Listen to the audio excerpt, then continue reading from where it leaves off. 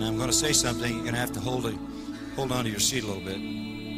I'm convinced, beyond doubt, that in the same sense, God has abandoned America.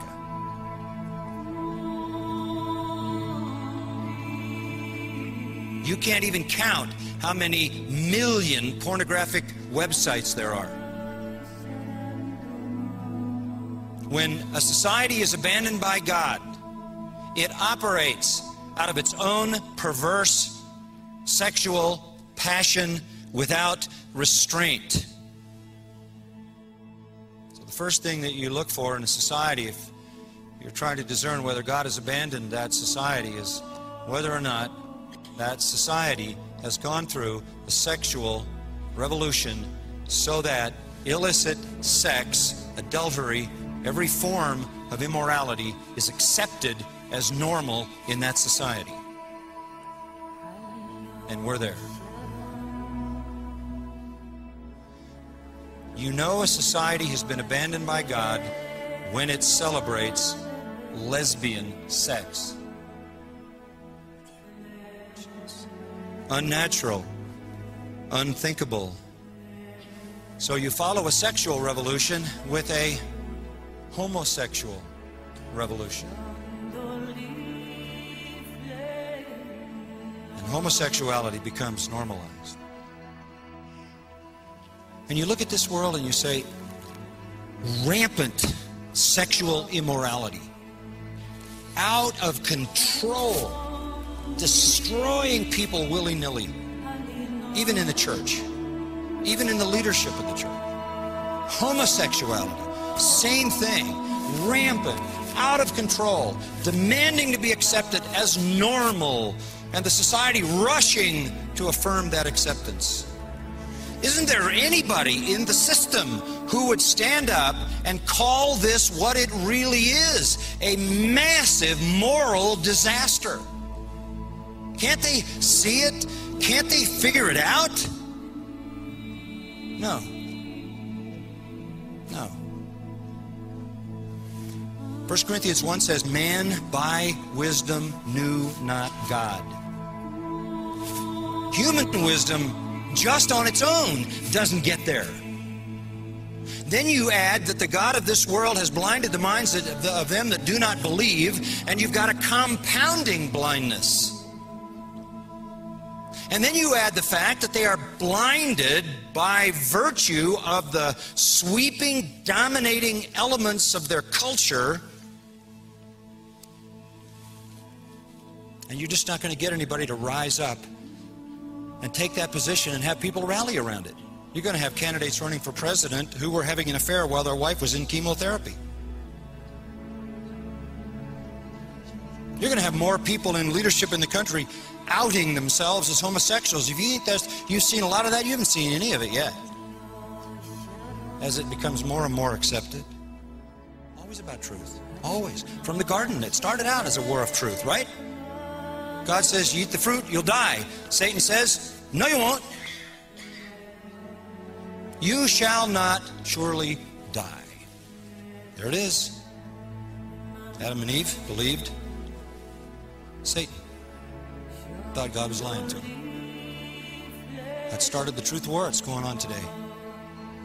It's always about the truth. Simple. This happens when you suppress the truth. What truth? Real truth. As Francis Schaeffer used to say, the true truth. Biblical truth. You suppress this, that's where you go. Take the Word of God out of the place of its supremacy, and you suppress the truth. Deny that it's true, deny its veracity, deny its authenticity, deny its inerrancy, deny its inspiration, deny its sufficiency, deny its clarity. That's the latest one. That nobody really knows what the Bible means anyway. It's a wonderful book. We believe God gave it to us, but we have no idea what it means. That's convenient.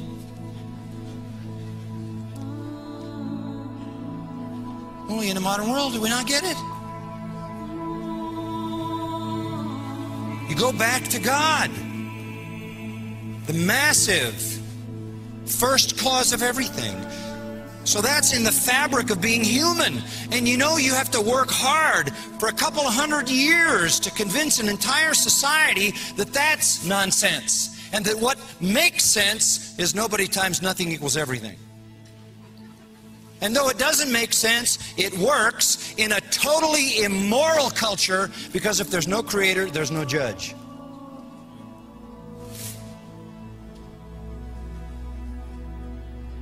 So reason is the first thing that shows you God. The second thing is morality, which is built into the fabric of all of us and has to again be cultivated to the point where you've got a society of people whose reason doesn't need God and whose sense of morality has been totally perverted. Here we are. Here we are.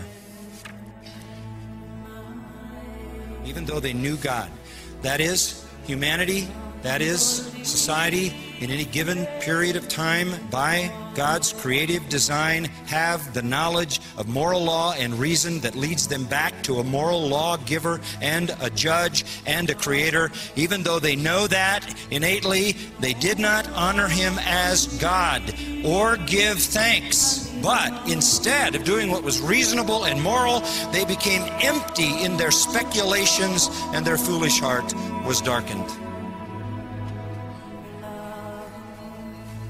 And the bottom line is that they don't like the God their reason leads them to, and they don't like the God that their innate sense of what is right and wrong leads them to. And so they abandon that God, and the lights go out. God only wants one thing out of a nation. Listen and believe this book. There's only one solution, and that's the truth. The truth by which God saves, by which God sanctifies. And if this nation will respond and listen to his truth, God will open the floodgates.